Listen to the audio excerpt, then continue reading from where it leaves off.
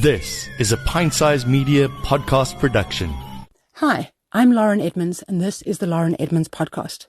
I'm talking all things education and parenting for children in the primary school years, but specifically for remedial and special needs children.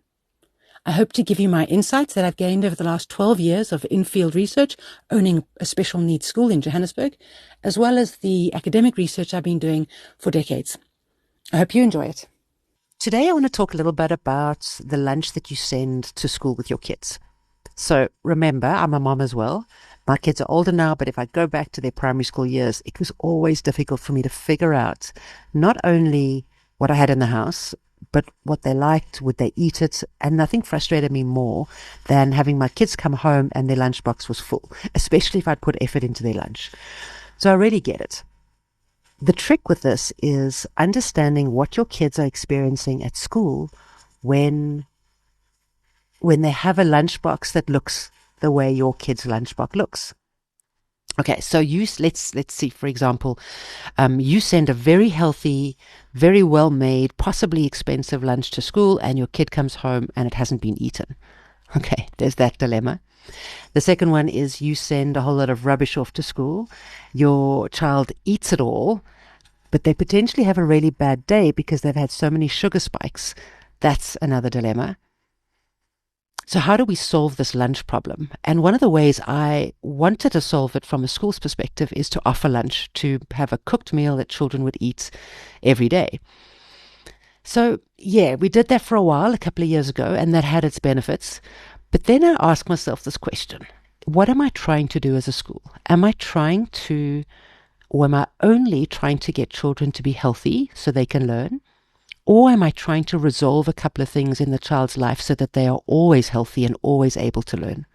So I regard Omartis Learning Center as an intervention school.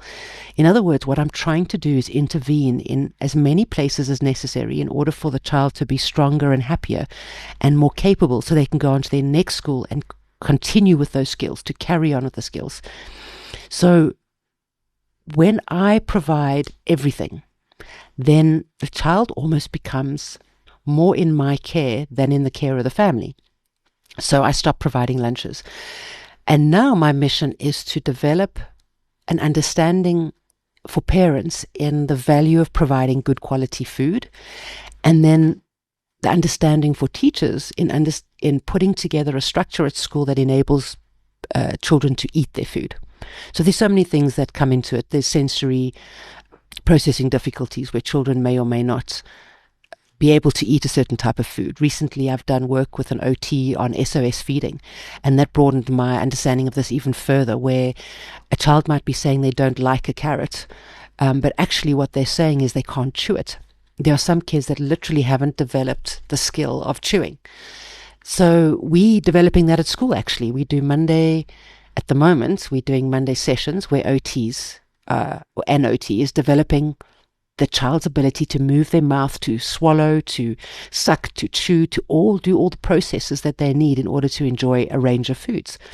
The next thing we're working on, of course, is the sensory side. Children often won't eat something because it's too slimy, or it's too hard, or too whatever it might be. So we've got to work on that. We want to always increase the range of foods a child is prepared to eat, and developing how they think about food when they see it. What is their first thought process, and developing a healthy relationship with food. There's a lot of unhealthy thinking around food these days, and a lot of it's coming through social media. So we're trying to counteract that, especially for young children. So if we can increase the range of food that a child is prepared to eat, that's sort of the first level. The second level is creating space for eating. So a lot of children, they want to go straight from classrooms out to break, and they don't want to think about food. They want to go and play. They want to go run. So how do we create a space in the school day, time in the school day, headspace for children to sit down and enjoy their meal? And this is where we create a community around eating, where children sit together and connect with each other and connect with the teachers, and just for a couple of minutes, and we normalize eating. The third level, of course, then is having a healthy range of food for them to eat. And if I call it the crinkle cut lunch or the crinkle food, when children open their lunchbox and everything's in a packet that they've got to open. And that can't be healthy. That's full of preservatives, excessive salt, excessive sugar. The young bodies really do need as healthy options as possible. They need good quality protein. They need fruits. They need good fiber for their stomachs to be working well. They really don't need sugar. They might like it. They really don't need it. So what I'm trying to do from a community point of view at school is I'm trying to normalize healthy eating and normalize almost the rejection of unhealthy food, that we don't need it. It might be a nice to have. We can have it, certainly, but it can't be a daily thing. And this is a process, and all the children at school are at different stages in the process, and everybody's accepting of each other. And the idea is at the end of your journey with me is your child is a better eater. They're able to make better decisions for themselves because, and you can do all the research that I've done as well, we've got to understand that our gut is our second brain. And if our gut system is not operating well, it's going to affect our ability to pay attention. It's going to affect our ability to understand things, our processing speed, our level of energy. All of that is impacted by what we eat. And if we can resolve it for children, then we can resolve a lot of the issues that you're going through without medication.